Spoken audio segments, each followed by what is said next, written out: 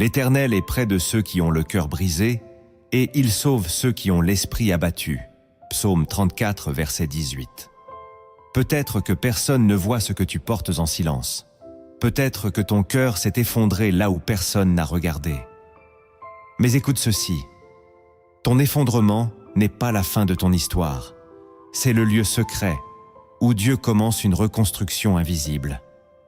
Si ce message parle à ton âme, prends un instant pour aimer cette vidéo et t'abonner. Non pas par habitude, mais comme un acte de foi, un geste qui dit « Je choisis de me relever avec Dieu ». Écris en commentaire « Je me relève en Christ ». Reste jusqu'à la fin, car tu vas découvrir des clés spirituelles profondes et une prière puissante qui peut transformer ton état intérieur et restaurer ce que tu pensais perdu. Lorsque le cœur se brise, Dieu ne détourne jamais les yeux, il s'approche. Dans Psaume 147, verset 3, il est écrit « Il guérit ceux qui ont le cœur brisé, et il pense leurs blessures ». Cette parole révèle une réalité profonde souvent négligée. Dieu ne rejette pas ta douleur, il y entre. Lorsque David fuyait ses ennemis, trahi et abandonné, il ne cachait pas sa détresse devant Dieu, il la transformait en prière. De même, Job a connu un effondrement total, perdant tout ce qui faisait sa stabilité. Pourtant, c'est dans cet abîme que Dieu s'est révélé avec puissance. Le monde enseigne à fuir la douleur ou à la masquer, mais Christ enseigne à la traverser avec foi. Dans Matthieu 11, verset 28, Jésus dit « Venez à moi, vous tous qui êtes fatigués et chargés, et je vous donnerai du repos. » Cette invitation n'est pas symbolique, elle est réelle, profonde, accessible maintenant. Pourtant, beaucoup ignorent cette vérité, cherchant des solutions humaines à des blessures spirituelles. Mais la reconstruction en Christ commence lorsque tu comprends que ton effondrement n'est pas un échec. C'est une porte vers une rencontre plus profonde avec Dieu. Après avoir compris que ton effondrement n'est pas une fin, mais un point de rencontre avec Dieu, tu dois maintenant entrer dans un processus profond de reconstruction. Ce que tu vis n'est pas sans direction. Il existe des piliers spirituels solides, capables de relever ton âme et de restaurer ton être tout entier. Le premier pilier spirituel de reconstruction que tu dois comprendre est le retour honnête devant Dieu. C'est le moment où tu cesses de cacher ce que tu ressens pour enfin exposer ton âme dans sa vérité la plus nue. Beaucoup pensent qu'ils doivent être forts devant Dieu, qu'ils doivent présenter une image maîtrisée de leur foi. Mais en réalité, Dieu ne guérit jamais ce que tu refuses de lui montrer. Dans Psaume 51, verset 17, il est écrit que le sacrifice qui plaît à Dieu, c'est un esprit brisé, un cœur brisé et contrit qu'il ne méprise pas. Cela signifie que ta douleur n'est pas un obstacle à Dieu. Elle est une offrande lorsqu'elle est déposée sincèrement devant lui. Regarde David, lorsqu'il a chuté, lorsqu'il a été écrasé par la culpabilité et la honte, il n'a pas fui Dieu, il est revenu avec un cœur brisé, et c'est dans cet état que Dieu l'a restauré. Ce pilier t'enseigne que ta reconstruction commence non pas par des actions extérieures, mais par une vérité intérieure, celle de reconnaître que tu es brisé et que tu as besoin de Dieu. Tant que tu nies ta douleur, tu restes enfermé dans une illusion de force. Mais lorsque tu t'ouvres, tu entres dans un processus de guérison réelle. Peut-être que tu as appris à sourire alors que ton cœur souffre. Peut-être que tu as appris à dire que tout va bien alors que tout s'effondre en toi. Mais Dieu ne se contente pas de tes apparences. Il cherche ton authenticité. Ce moment où tu choisis d'être vrai devant Dieu devient le point de départ d'une transformation profonde. Car ce que tu exposes à la lumière divine ne peut plus rester dans l'ombre.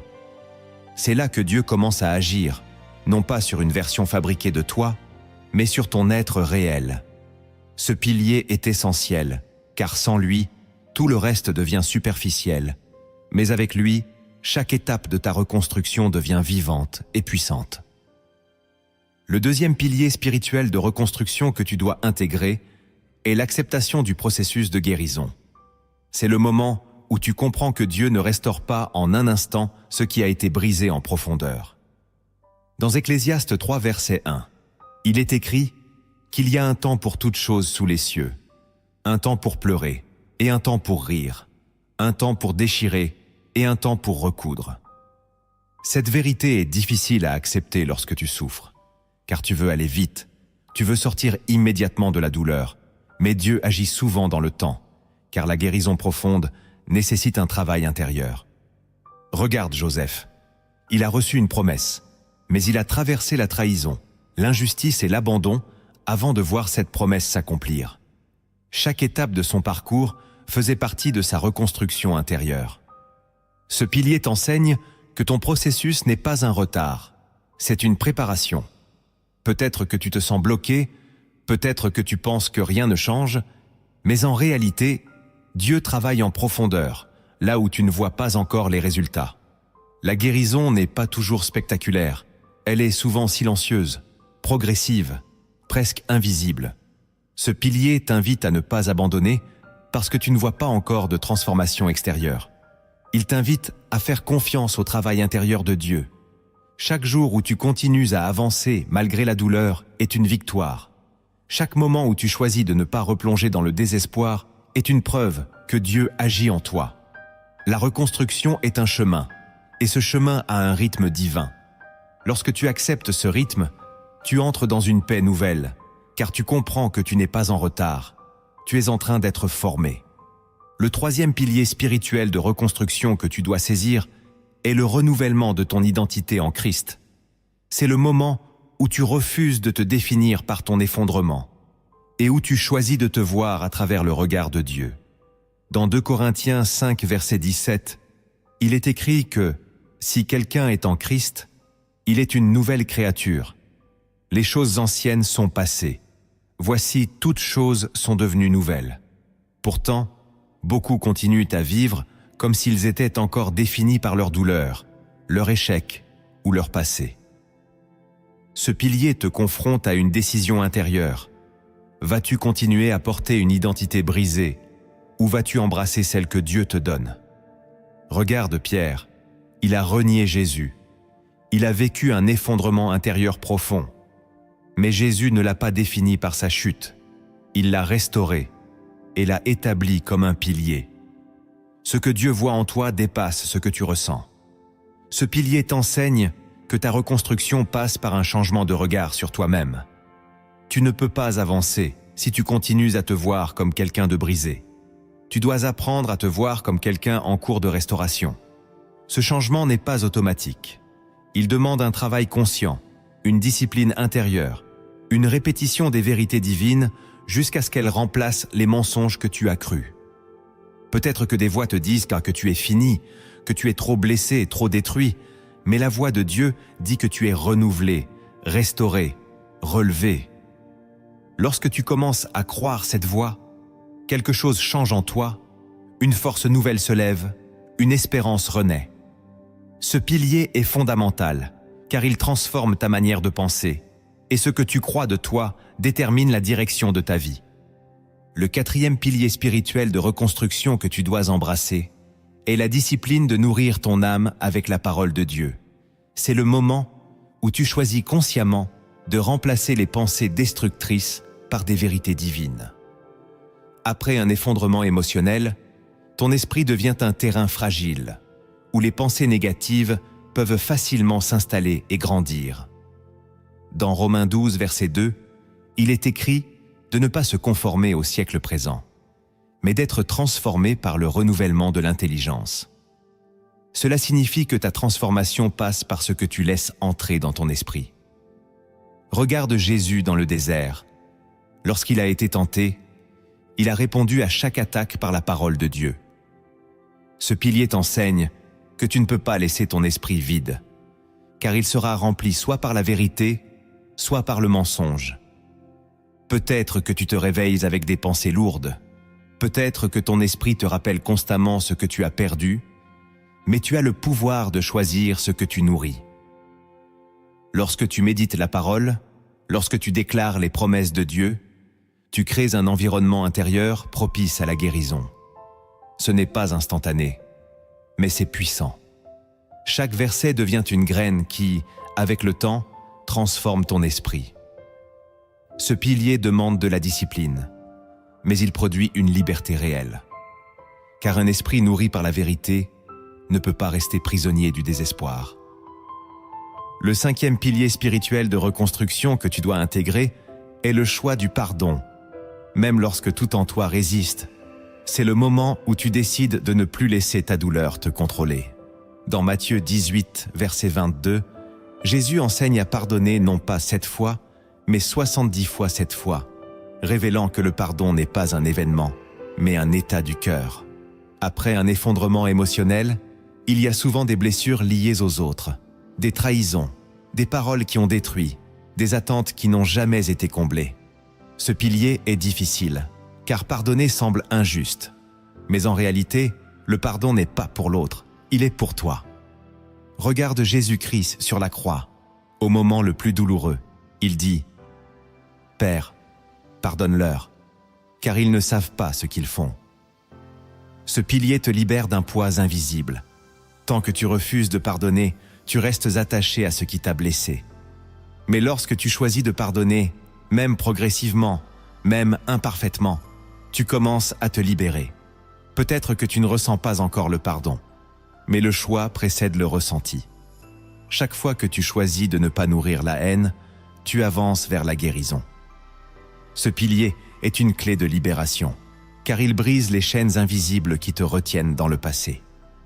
Et dans cet espace libéré, Dieu peut enfin reconstruire quelque chose de nouveau en toi. Le 6e pilier spirituel de reconstruction que tu dois accueillir est la redécouverte de la présence de Dieu dans le silence.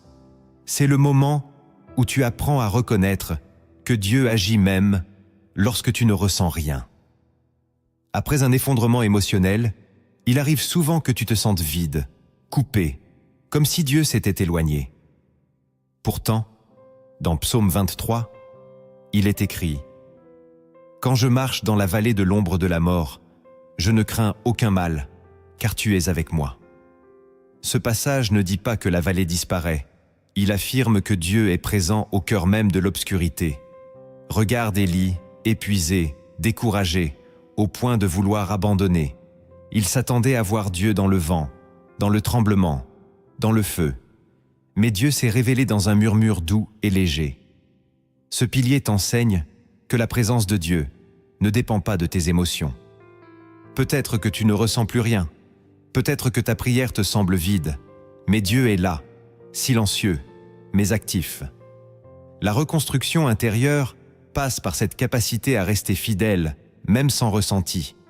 C'est dans ce silence que ta foi devient réelle, car tu choisis de croire sans voir.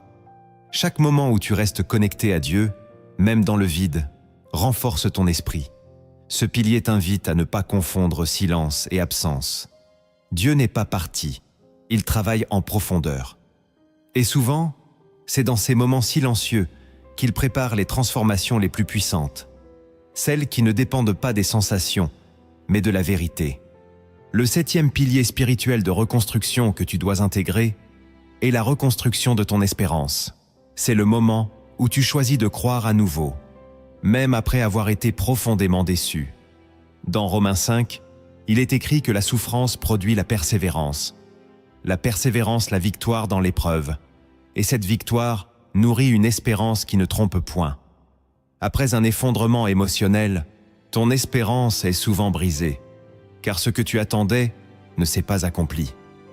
Regarde Abraham, il a attendu contre toute espérance, croyant en la promesse de Dieu malgré les années qui passaient. Ce pilier t'enseigne que l'espérance n'est pas basée sur les circonstances, mais sur la fidélité de Dieu. Peut-être que tu as cessé d'espérer pour te protéger. Peut-être que tu as construit des murs pour ne plus être déçu. Mais ces murs t'empêchent aussi de recevoir ce que Dieu veut faire. La reconstruction passe par le courage d'ouvrir à nouveau ton cœur. Cela ne signifie pas ignorer la douleur, mais choisir de ne pas la laisser définir ton avenir. Chaque fois que tu espères à nouveau, tu fais un acte de foi. Chaque fois que tu refuses de céder au désespoir, tu avances vers la lumière. Ce pilier est essentiel, car sans espérance, il n'y a pas de mouvement, pas de vision, pas de direction. Mais lorsque l'espérance renaît, même faiblement, elle devient une force qui te pousse à avancer, à croire, à reconstruire. Le 8e pilier spirituel de reconstruction que tu dois embrasser est la restauration de ta communion avec Dieu. C'est le moment où tu choisis de revenir dans une relation vivante et constante avec lui. Dans Jean 15, Jésus dit « Demeurez en moi, et je demeurerai en vous ». Cette parole révèle que ta force ne vient pas de toi, mais de ta connexion avec Dieu. Après un effondrement, il est facile de s'éloigner, de prier moins, de lire moins, de se refermer. Regarde Pierre après avoir renié Jésus. Il aurait pu rester dans la honte, mais Jésus l'a restauré en l'appelant à nouveau à marcher avec lui. Ce pilier t'enseigne que peu importe ton état, Dieu t'invite toujours à revenir. La communion avec Dieu n'est pas basée sur ta performance, mais sur sa grâce. Peut-être que tu te sens indigne, peut-être que tu penses ne pas mériter de revenir, mais la grâce de Dieu dépasse ta perception. Chaque moment passé avec Dieu, même court, même imparfait, nourrit ton âme. La reconstruction se fait dans cette intimité retrouvée. Plus tu demeures en Dieu, plus tu es transformé. Ce pilier est une source de vie, car il reconnecte ton cœur à celui qui peut réellement te restaurer. Le 9e pilier spirituel de reconstruction que tu dois saisir est l'acceptation de l'aide et de la communauté. C'est le moment où tu comprends que tu n'es pas appelé à te reconstruire seul. Dans Galates 6, il est écrit « Portez les fardeaux les uns des autres et vous accomplirez ainsi la loi de Christ. » Pourtant, après un effondrement, beaucoup se referment, par peur d'être jugés ou incompris. Regarde Moïse. Lorsqu'il levait les mains pendant la bataille, il avait besoin d'Aaron et de Hur pour les soutenir. Ce pilier t'enseigne que la reconstruction inclut les autres. Peut-être que tu veux tout gérer seul. Peut-être que tu penses que personne ne peut comprendre, mais Dieu place des personnes pour t'aider. Accepter l'aide demande de l'humilité, mais c'est une force. Lorsque tu partages ton fardeau, il devient plus léger. Lorsque tu t'entoures de personnes qui prient, qui encouragent, qui soutiennent, tu crées un environnement favorable à ta guérison. Ce pilier brise l'isolement, car l'isolement nourrit la douleur. Mais la communion avec les autres apporte la lumière. Dieu ne t'a pas créé pour marcher seul. Il t'a créé pour avancer avec d'autres, dans l'amour et le soutien. Le 10e pilier spirituel de reconstruction que tu dois établir est le choix de marcher à nouveau dans le dessein de Dieu. C'est le moment où tu refuses de rester bloqué dans ton passé et où tu avances vers ce que Dieu a préparé pour toi.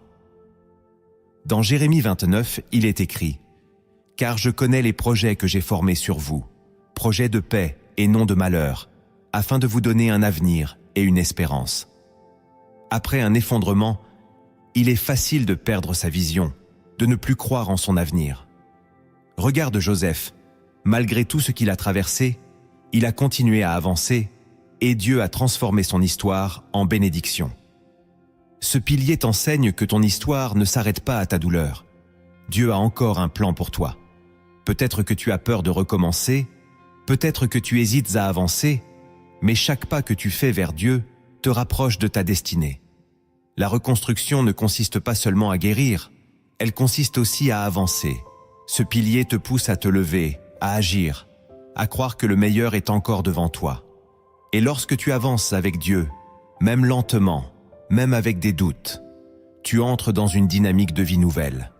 C'est là que ta reconstruction devient complète, car tu ne te contentes plus de survivre. Tu recommences à vivre pleinement en Christ.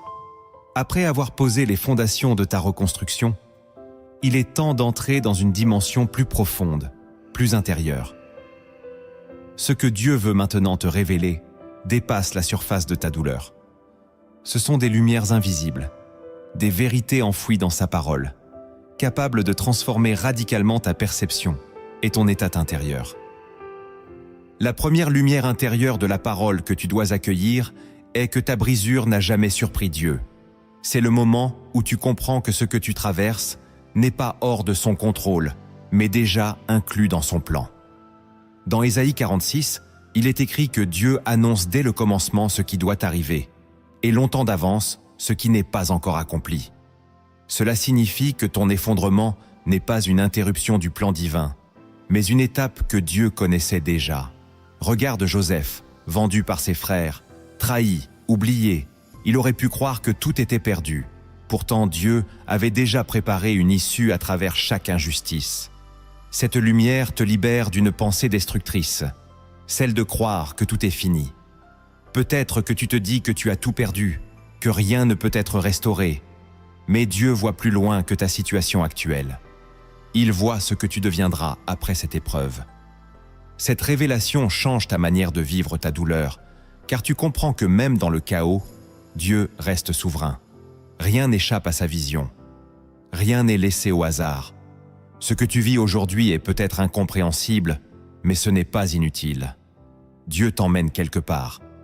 Et lorsque tu commences à croire cela, une paix nouvelle entre en toi, car tu sais que ton histoire est entre les mains de celui qui voit la fin depuis le commencement. La deuxième lumière intérieure de la parole que tu dois saisir est que Dieu utilise ta faiblesse comme un point d'entrée pour sa puissance. C'est le moment où tu comprends que ce que tu considères comme une limite devient un lieu de manifestation divine. Dans 2 Corinthiens 12, il est écrit que la puissance de Dieu s'accomplit dans la faiblesse. Cette vérité renverse complètement la logique humaine, car le monde valorise la force, l'indépendance et la maîtrise, alors que Dieu agit souvent dans la vulnérabilité. Regarde Paul, il a supplié Dieu de retirer son écharde, mais Dieu lui a répondu que sa grâce lui suffisait. Cette lumière t'invite à ne plus rejeter ta faiblesse, mais à la présenter à Dieu. Peut-être que tu te sens incapable, fragile, brisé, mais c'est précisément dans cet état que Dieu peut agir le plus puissamment. Lorsque tu reconnais que tu ne peux pas tout porter seul, tu ouvres la porte à une force qui te dépasse. Cette révélation transforme ta perception de toi-même. Tu n'es plus quelqu'un de faible, tu es quelqu'un à travers qui Dieu peut se manifester. Et lorsque sa puissance agit en toi, elle dépasse ce que tu aurais pu accomplir par toi-même. La troisième lumière intérieure de la parole que tu dois embrasser est que ta saison actuelle ne définit pas ta destinée. C'est le moment où tu comprends que ce que tu vis aujourd'hui n'est qu'un passage et non une finalité. Dans Ecclésiaste 3, il est écrit qu'il y a un temps pour toute chose sous les cieux. Cette parole te rappelle que les saisons changent. Regarde Job, il a traversé une saison de perte totale. Mais cette saison n'était pas la fin de son histoire. Dieu a restauré et multiplié ce qu'il avait perdu. Cette lumière t'empêche de te fixer dans la douleur. Peut-être que tu as l'impression que rien ne changera, que cette souffrance est permanente, mais Dieu est un Dieu de saison. Ce que tu vis aujourd'hui passera. Cette révélation nourrit ton espérance, car elle te rappelle que ton avenir ne dépend pas de ton présent. Il dépend de Dieu. Et Dieu est capable de transformer une saison de larmes en une saison de joie. La quatrième lumière intérieure de la parole que tu dois intégrer est que Dieu travaille souvent en silence, avant d'agir visiblement. C'est le moment où tu apprends à faire confiance, même lorsque rien ne semble bouger. Dans Habacuc 2, il est écrit que la vision s'accomplira au temps fixé. Même si elle tarde, attends-la, car elle s'accomplira certainement. Cette parole n'est pas une simple promesse. Elle est une clé de stabilité pour ton âme, lorsque tout paraît immobile. Regarde David, oint roi, alors qu'il n'était encore qu'un jeune berger, mais obligé de retourner dans l'anonymat, de fuir, d'attendre, de traverser des saisons où rien ne semblait correspondre à la promesse qu'il avait reçue. Pourtant, pendant ce temps, Dieu ne l'avait pas oublié. Il travaillait en lui, façonnant son caractère, préparant son cœur, développant sa dépendance à sa présence. Cette lumière te révèle que le silence de Dieu n'est jamais une absence d'action. C'est souvent une phase de préparation invisible. Peut-être que tu pries et que tu n'as pas de réponse immédiate. Peut-être que tu avances sans voir de changement. Mais cela ne signifie pas que Dieu est inactif. Il agit dans des dimensions que tu ne perçois pas encore. Il aligne des situations. Il transforme ton intérieur. Il te prépare à recevoir ce que tu n'es pas encore prêt à porter. Si Dieu te donnait tout immédiatement, sans transformation préalable, tu risquerais de perdre ce qu'il te confie. Alors, il prend le temps de te construire. Cette révélation t'apprend à ne plus juger ta situation uniquement par ce que tu vois. Elle t'invite à développer une foi qui persiste même dans le silence. Car c'est dans ces moments que ta foi devient profonde, enracinée, réelle. Lorsque tu continues à avancer sans preuve visible, tu entres dans une dimension spirituelle plus mature. Tu ne dépends plus des signes, tu dépends de Dieu. Et dans cette posture, tu deviens stable, inébranlable, capable de traverser les saisons sans perdre ta direction. Le silence de Dieu n'est pas un vide. C'est un atelier caché où il prépare ta prochaine saison. La 5e lumière intérieure de la parole que tu dois recevoir est que Dieu peut transformer ce qui t'a détruit en source de bénédiction. C'est le moment où tu comprends que ton passé ne te condamne pas, mais peut devenir un témoignage vivant de la puissance divine. Dans Genèse 50, Joseph dit à ses frères « Vous aviez médité de me faire du mal, Dieu l'a changé en bien. » Cette déclaration n'est pas seulement une parole de pardon, c'est une révélation spirituelle profonde sur la manière dont Dieu agit dans ta vie. Il ne se contente pas de réparer les dégâts, il transforme ce qui semblait être une destruction en une source de vie. Peut-être que tu regardes ton passé avec douleur, avec regret, avec incompréhension, te demandant pourquoi certaines choses ont eu lieu, pourquoi certaines personnes ont agi ainsi, pourquoi tu as dû traverser ces épreuves. Mais cette lumière te montre que rien n'est figé entre les mains de Dieu. Ce qui t'a brisé peut devenir ce qui te construit. Ce qui t'a fait pleurer peut devenir ce qui te fortifie. Ce qui t'a détruit peut devenir ce qui t'élève. Dieu a cette capacité unique de prendre ce que l'ennemi voulait utiliser pour te faire tomber et de le transformer en une force qui te propulse vers ta destinée. Cette révélation change radicalement ta relation avec ton histoire. Tu ne la vois plus comme une malédiction, mais comme une matière première que Dieu peut utiliser pour sa gloire. Ton témoignage devient puissant, non pas parce que tu n'as jamais souffert, mais parce que tu as été restauré au milieu de la souffrance. Et lorsque Dieu transforme ton histoire, elle ne sert pas seulement à te relever, elle devient une lumière pour ceux qui traversent des situations similaires. Ta douleur prend un sens, ton parcours devient une source d'inspiration. Et ta vie devient un témoignage vivant que Dieu est capable de tout restaurer, même ce qui semblait irrécupérable. La 6e lumière intérieure de la parole que tu dois accueillir est que Dieu ne restaure pas seulement ce qui est visible, il reconstruit d'abord ce qui est caché. C'est le moment où tu comprends que ton cœur est la priorité divine avant toute manifestation extérieure.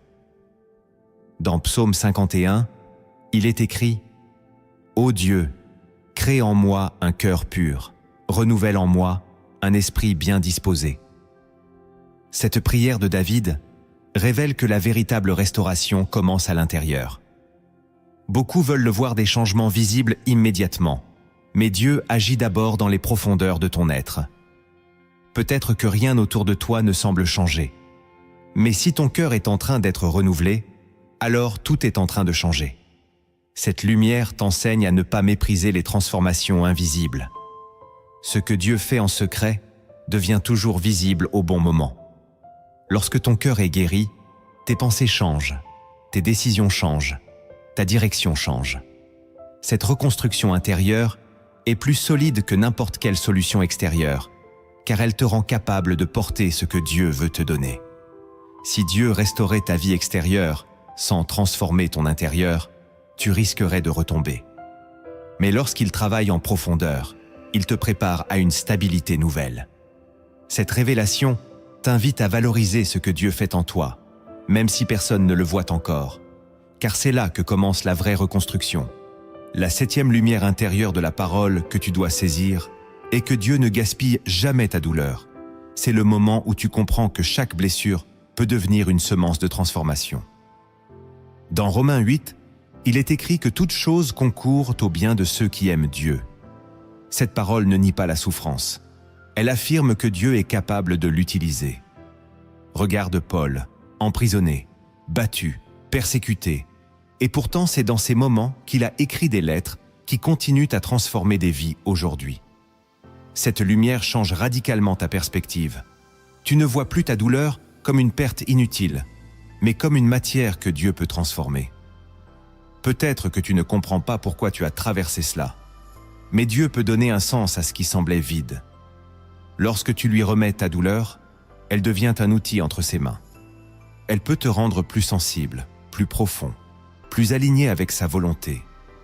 Cette révélation t'empêche de sombrer dans l'amertume, car tu comprends que rien n'est perdu. Même ce qui t'a brisé peut être utilisé pour construire quelque chose de nouveau. Et lorsque Dieu transforme ta douleur, elle devient une source de vie, non seulement pour toi, mais aussi pour ceux qui traversent des situations similaires. La 8e lumière intérieure de la parole que tu dois embrasser est que Dieu restaure ton identité avant de restaurer ta situation. C'est le moment où tu comprends que ce que tu es compte plus que ce que tu vis. Dans Éphésiens 2, il est écrit que tu es son ouvrage, créé en Jésus-Christ pour de bonnes œuvres que Dieu a préparées d'avance. Cette vérité est fondamentale, car elle renverse la manière dont tu interprètes ton effondrement. Le monde te pousse à te définir par ce que tu traverses, par ce que tu perds, par ce que tu ressens. Mais Dieu te définit par ce qu'il a placé en toi depuis le commencement. Regarde Pierre. Après avoir renié Jésus-Christ, il aurait pu rester enfermé dans la honte, se condamner lui-même, se retirer définitivement. Pourtant, Jésus ne l'a pas confronté pour le détruire. Il l'a restauré pour le repositionner. Il lui a rappelé qui il était appelé à être, non pas en fonction de sa chute, mais en fonction de sa destinée. Cette lumière te libère de l'étiquette que la douleur veut coller sur toi. Tu n'es pas celui qui a échoué, tu n'es pas celui qui a été brisé. Tu es celui que Dieu appelle, restaure et relève. Peut-être que ton regard est encore marqué par tes blessures. Peut-être que tu te vois à travers ce que tu as perdu. Mais Dieu te voit à travers ce que tu peux devenir entre ses mains. Cette révélation t'invite à un repositionnement intérieur profond. Tu dois décider de croire ce que Dieu dit sur toi, même si ton environnement ne le confirme pas encore. Ton identité en Christ ne dépend pas de ton état émotionnel. Elle dépend de la vérité divine. Lorsque tu acceptes cette identité, quelque chose change en toi. Tu commences à penser différemment, à te tenir différemment, à faire des choix alignés avec ce que tu es réellement. Tu ne subis plus ta situation. Tu avances avec une conscience renouvelée. Et même si ta situation extérieure met du temps à changer, ton identité, elle, peut être restaurée immédiatement par la foi. C'est cette identité qui devient ton socle, ta stabilité, ta force. Et lorsque ton identité est alignée avec la vérité de Dieu, ta vie finit toujours par suivre cette direction. La 9e lumière intérieure de la parole que tu dois intégrer est que Dieu utilise les saisons d'effondrement pour réaligner ta vie avec sa volonté. C'est le moment où tu comprends que certaines choses devaient être brisées pour que d'autres puissent naître. Dans Jean 12, il est écrit que si le grain de blé ne meurt, il reste seul, mais s'il meurt, il porte beaucoup de fruits. Cette image contient un mystère profond que ton esprit doit saisir. Ce que tu perçois comme une perte peut en réalité être une transition nécessaire vers une dimension plus grande. Regarde Jésus-Christ lui-même. Sa crucifixion semblait être un effondrement total, une fin brutale, une injustice irréversible, mais elle était en réalité le point de départ du salut pour l'humanité entière.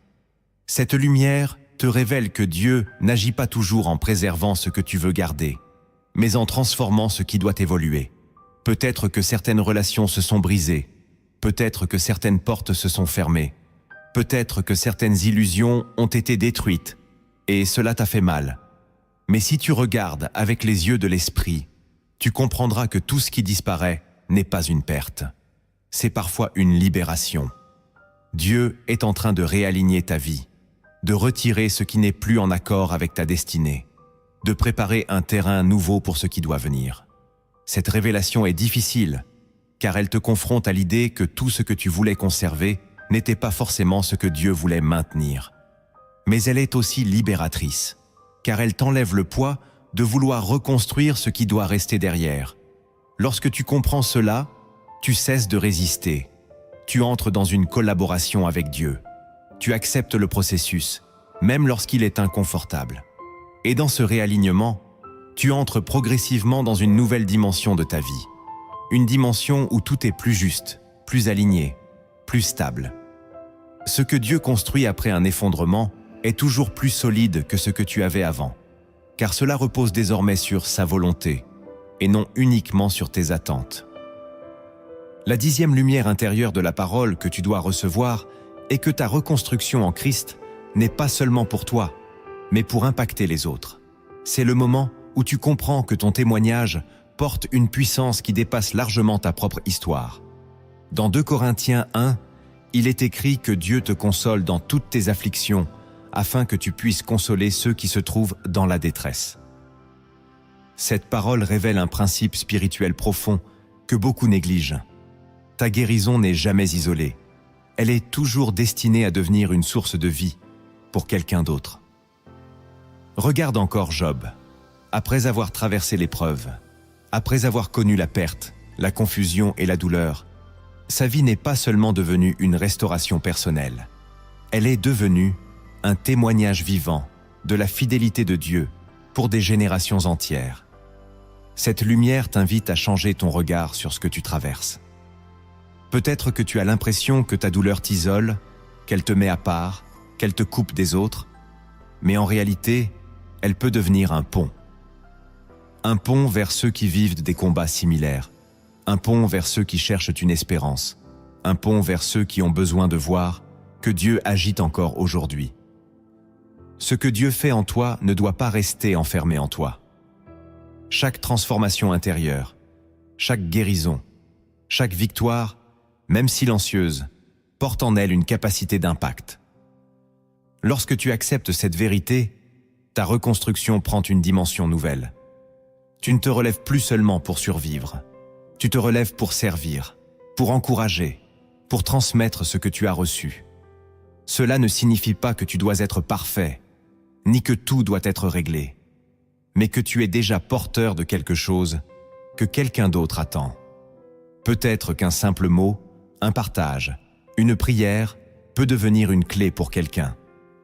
Et dans ce processus, Dieu te donne une force nouvelle, une force qui ne vient pas seulement de ta guérison, mais du sens que tu y trouves.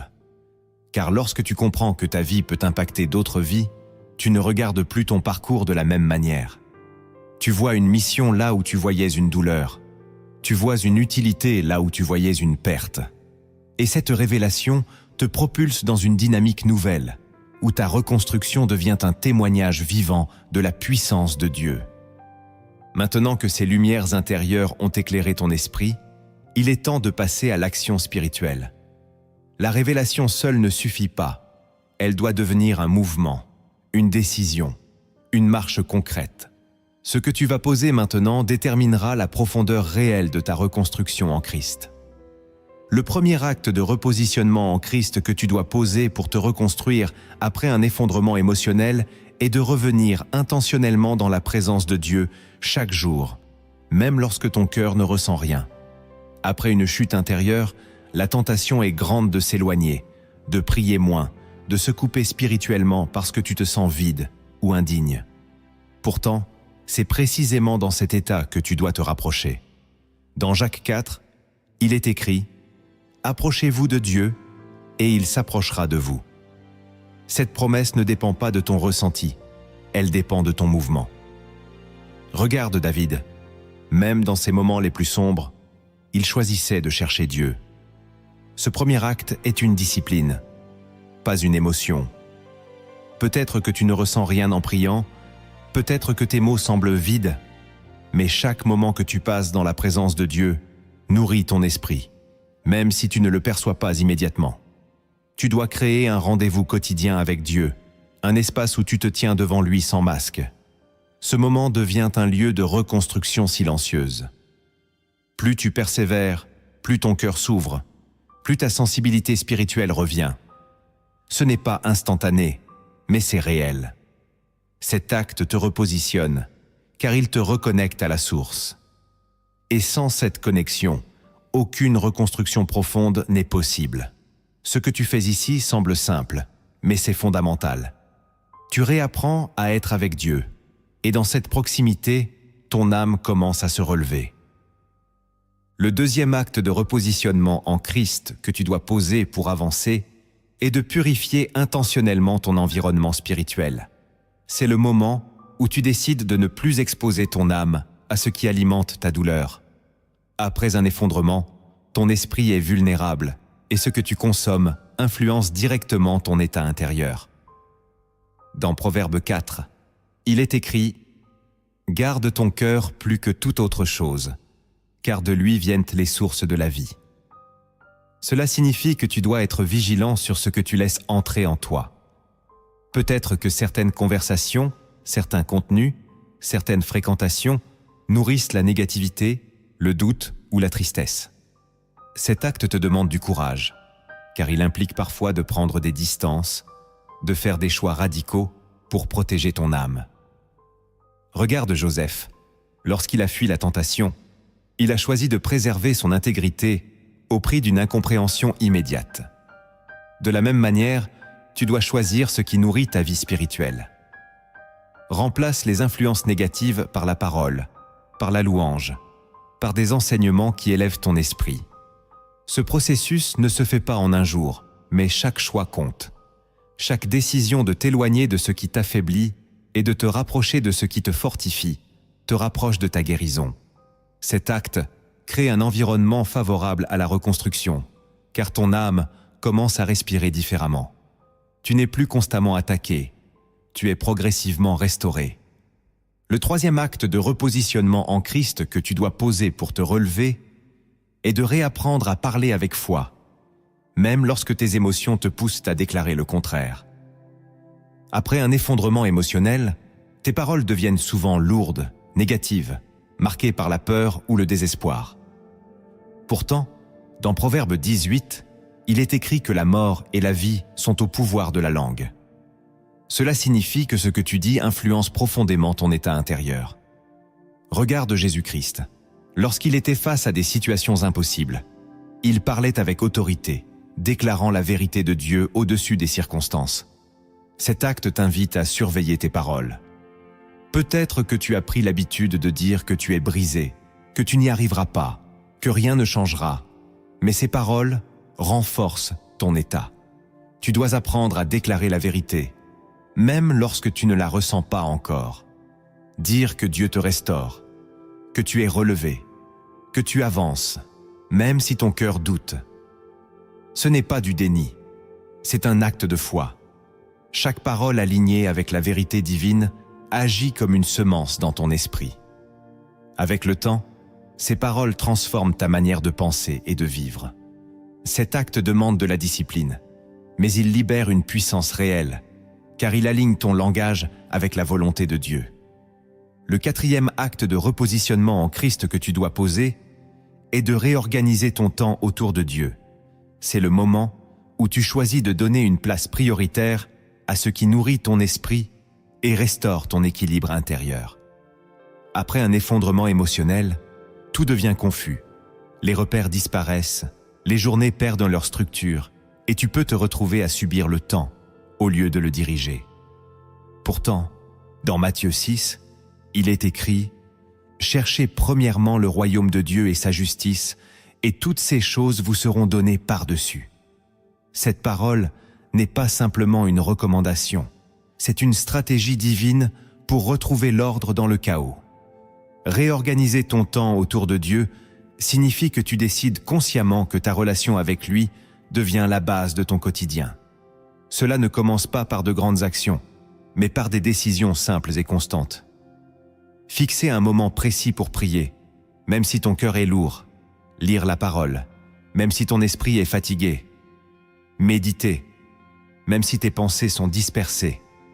Regarde Daniel, il priait 3 fois par jour, même sous pression, même dans un environnement hostile. Et cette discipline créait en lui une stabilité que rien ne pouvait ébranler. Ce que tu fais régulièrement finit toujours par te transformer. Lorsque tu organises ton temps autour de Dieu, tu ne laisses plus tes émotions dicter ta journée. Tu imposes un rythme qui nourrit ton esprit. Tu passes d'un état de réaction à un état de direction. Chaque moment passé avec Dieu devient une pierre dans la reconstruction de ton âme. Et même si tu ne vois pas immédiatement les résultats, quelque chose s'aligne en toi. Ton esprit devient plus calme, tes pensées plus claires, ton cœur plus stable. Cet acte te redonne une forme de contrôle sain, non pas basé sur tes forces humaines, mais sur une discipline spirituelle. Et dans cet espace régulier que tu offres à Dieu, il commence à transformer ta vie en profondeur, car tu lui donnes accès chaque jour à ton cœur. Le 5e acte de repositionnement en Christ que tu dois poser est de choisir consciemment de ne plus nourrir la douleur du passé. C'est le moment où tu décides de ne plus entretenir ce qui t'a brisé et de reprendre autorité sur tes pensées. Dans Philippiens 3, il est écrit « Oubliant ce qui est en arrière et me portant vers ce qui est en avant ». Cette parole ne signifie pas que tu dois effacer ton passé, mais que tu dois refuser de lui donner le pouvoir de contrôler ton présent. Après un effondrement émotionnel, les souvenirs reviennent souvent avec force, les pensées s'imposent sans prévenir. Les regrets s'installent comme une habitude intérieure. Peut-être que tu revis certaines scènes, peut-être que tu te répètes ce que tu aurais dû faire différemment, peut-être que tu te juges encore pour ce que tu as vécu. Mais cet acte te demande de faire un choix conscient, celui de ne plus alimenter ses pensées. Regarde Paul, il avait un passé chargé, marqué par des erreurs profondes. Pourtant, il a choisi de ne pas rester enfermé dans ce qu'il était autrefois. Il a avancé avec une vision nouvelle. Cela signifie que chaque fois qu'une pensée liée à ton passé revient, tu dois apprendre à la rediriger. Non pas en la combattant avec violence, mais en la remplaçant par une vérité plus forte. Tu te rappelles que Dieu t'a pardonné, que Dieu te restaure, que ton histoire ne s'arrête pas là. Introduis cette déclaration dans ton cœur et dans tes mots. Écris en commentaire « Je refuse de vivre dans mon passé. Je marche vers ma restauration ». Ce n'est pas seulement une phrase, c'est un acte spirituel. Chaque fois que tu fais ce choix, tu coupes un lien invisible avec ce qui te retenait. Et progressivement, tu ressens une légèreté nouvelle. Ton esprit devient moins encombré, ton cœur moins oppressé. Cet acte est un tournant décisif, car il marque la fin d'une posture de victime et le début d'une posture de reconstruction. Tu ne subis plus ton passé, tu choisis ton avenir. Et dans ce choix, Dieu commence à ouvrir devant toi des chemins que tu ne voyais pas auparavant. Le 6e acte de repositionnement en Christ que tu dois poser pour te reconstruire est d'accepter de traverser la guérison émotionnelle avec Dieu au lieu de la contourner. C'est le moment où tu refuses de fuir ta douleur et où tu choisis de la confronter avec la présence divine. Beaucoup cherchent à oublier rapidement, à se distraire, à combler le vide avec des choses extérieures. Mais cela ne guérit pas, cela reporte simplement la blessure. Dans Psaume 30, il est écrit que les pleurs durent un soir, mais la joie vient le matin. Cela signifie que la nuit existe, mais qu'elle a une fin. Regarde Jérémie, il a pleuré, il a exprimé sa douleur sans retenue. Et c'est dans cette sincérité qu'il a retrouvé l'espérance. Cet acte t'invite à créer des moments où tu te tiens devant Dieu, avec ce que tu ressens réellement, sans filtre. Pleurer devant Dieu n'est pas une faiblesse, c'est un acte de guérison. Parler à Dieu de ce qui te fait mal libère ton cœur. Peut-être que tu as accumulé des émotions que tu n'as jamais exprimées. Peut-être que tu as appris à tout garder en toi. Mais cette accumulation t'écrase. Lorsque tu ouvres ton cœur devant Dieu, tu libères cet espace intérieur. Et dans cet espace, Dieu peut agir. Cet acte demande du courage, car il te confronte à ta vérité, mais c'est un passage nécessaire. La guérison ne vient pas en évitant la douleur, elle vient en la traversant avec Dieu. Et lorsque tu fais cela, tu ne restes pas seul dans ta souffrance, tu la partages avec celui qui peut réellement la transformer. C'est dans cette traversée que ton cœur commence à respirer à nouveau, que ton âme se relève doucement et que la lumière commence à entrer là où il n'y avait que de l'ombre. Le 7e acte de repositionnement en Christ que tu dois poser pour avancer est de recommencer à servir.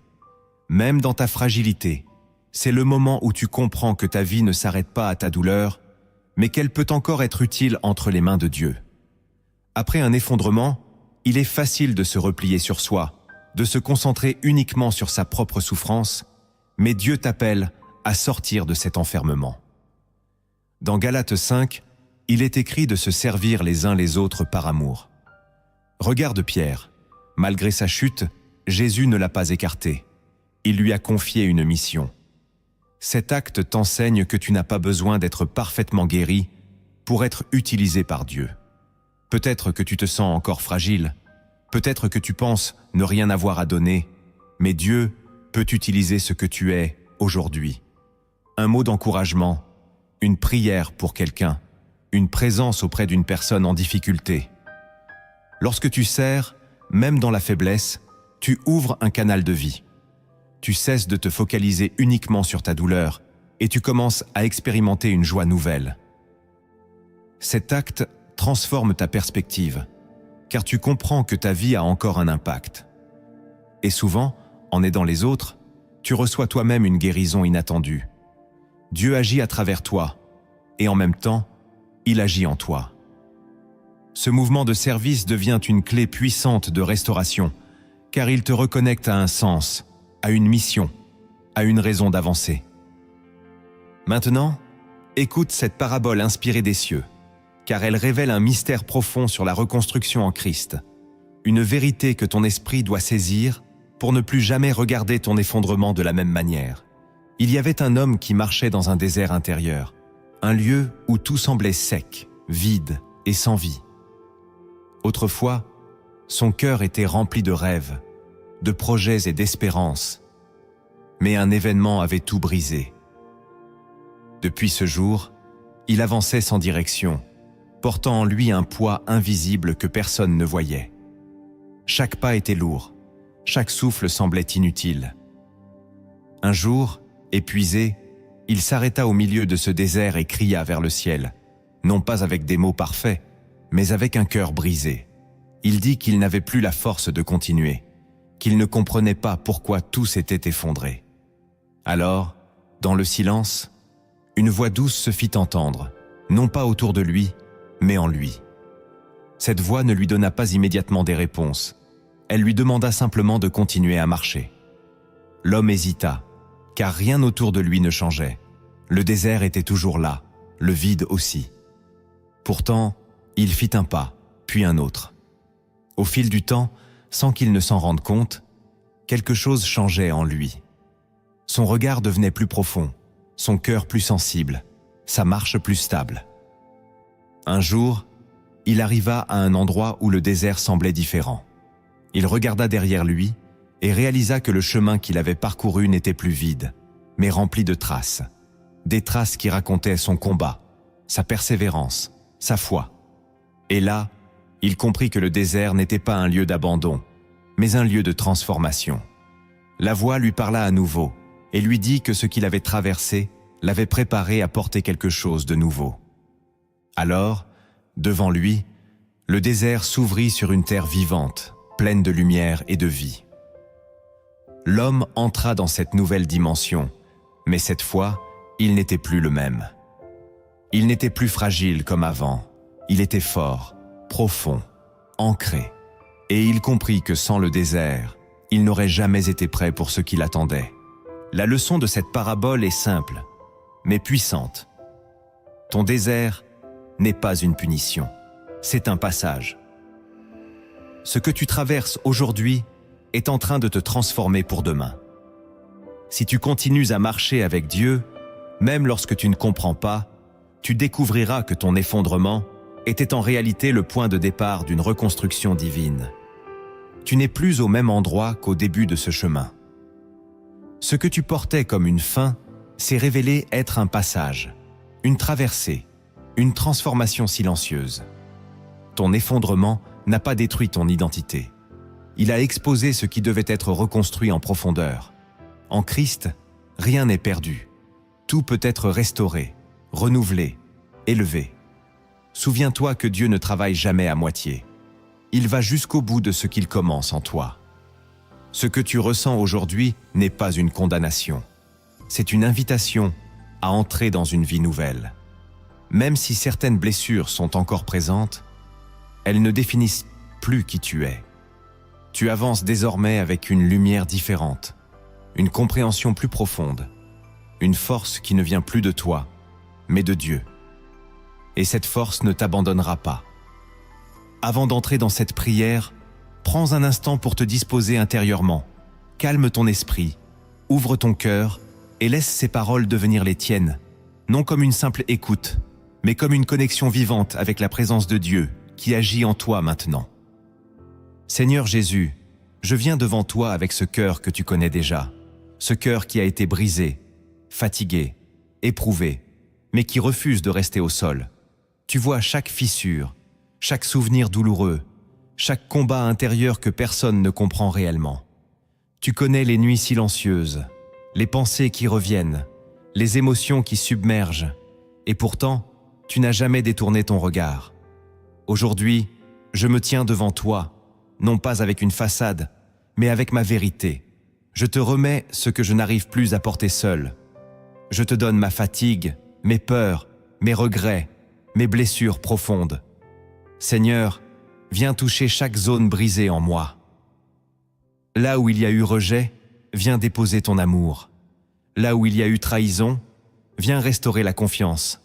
Là où il y a eu perte, viens apporter une consolation que rien sur cette terre ne peut donner. Ta parole dit dans Psaume 34 que tu es proche de ceux qui ont le cœur brisé. Alors je crois que tu es proche de moi maintenant. Seigneur, je te demande de renouveler mon esprit. Dans Romains 12, tu dis que la transformation commence par le renouvellement de l'intelligence. Alors aujourd'hui, remplace mes pensées par tes pensées. Là où je me vois faible, apprends-moi à me voir comme tu me vois. Là où je me sens incapable, rappelle-moi que ta puissance s'accomplit dans ma faiblesse. Brise chaque mensonge qui s'est installé en moi. Chaque voix qui m'a dit que je ne valais rien, que je n'y arriverais pas, que tout était fini, je les remets entre tes mains. Et je choisis de croire ta vérité, même si mes émotions ne suivent pas encore. Car ta vérité est plus forte que ce que je ressens. Seigneur, viens guérir mon cœur en profondeur, pas seulement en surface, pas seulement pour que je paraisse mieux, mais en profondeur, là où personne ne voit. Dans Psaume 147, tu dis que tu guéris les cœurs brisés et que tu panses leurs blessures. Alors je te demande de panser les miennes. Là où il y a des blessures anciennes, des douleurs enfouies, viens apporter ta lumière. Là où j'ai été marqué par des paroles, des situations, des expériences, viens effacer ce qui doit l'être et restaurer ce qui peut l'être. Je ne veux plus vivre avec un cœur enfermé, un cœur blessé, un cœur qui a peur d'aimer ou de faire confiance. Libère-moi de ces chaînes invisibles. Seigneur, apprends-moi à pardonner. Tu sais combien c'est difficile. Tu sais combien certaines blessures sont profondes. Mais je comprends aujourd'hui que le pardon n'est pas pour l'autre. Il est pour moi. Alors donne-moi la force de relâcher ce que je tiens encore. Je décide, même si ce n'est pas parfait, même si ce n'est pas immédiat, de ne plus laisser la haine ou la rancune contrôler mon cœur. Dans Matthieu 6, tu nous apprends à pardonner comme nous avons été pardonnés. Alors aide-moi à entrer dans cette dimension, pas par mes propres forces, mais par ta grâce. Seigneur, je te demande de restaurer mon espérance. Peut-être que j'ai cessé de croire. Peut-être que j'ai construit des murs pour ne plus être déçu. Mais aujourd'hui, je choisis d'ouvrir à nouveau mon cœur. Dans Jérémie 29, tu dis que tu as des projets de paix et non de malheur, afin de me donner un avenir et une espérance. Alors je m'accroche à cette promesse. Même si je ne vois pas encore le chemin, je crois qu'il existe. Même si je ne comprends pas tout, je crois que tu agis. Restaure en moi cette capacité à espérer, à croire, à avancer. Seigneur, donne-moi la force de continuer. Il y a des jours où c'est difficile, des moments où tout semble lourd, mais je ne veux pas abandonner. Je te demande une force nouvelle, une force qui ne dépend pas de mes émotions, mais de ta présence en moi. Dans Ésaïe 40, tu dis que ceux qui se confient en toi renouvellent leur force. Alors, renouvelle la mienne aujourd'hui. Donne-moi la capacité de faire un pas de plus, puis un autre, même si c'est lentement. Seigneur, Aligne ma vie avec ta volonté. Si certaines choses doivent partir, donne-moi la paix de les laisser partir. Si certaines portes doivent se fermer, donne-moi la sagesse de ne pas les rouvrir. Et si tu ouvres de nouveaux chemins, donne-moi le courage de les emprunter. Je ne veux plus vivre selon mes propres forces. Je veux marcher avec toi, guidé par ton esprit. Seigneur, merci pour ce que tu es en train de faire en moi, même si je ne le vois pas encore pleinement. Merci parce que je ne suis plus seul. Merci parce que mon histoire ne s'arrête pas ici. Merci parce que ce que tu commences, tu l'achèves. Et aujourd'hui, je choisis de me relever, non pas par mes propres forces, mais par ta grâce. Je choisis de marcher, de croire, d'espérer à nouveau. Si cette parole a touché ton cœur, ne garde pas cela pour toi. Partage cette vidéo à quelqu'un qui traverse une saison difficile, car Dieu peut utiliser ce message pour relever une autre âme. Et écris en commentaire « Je me relève en Christ ».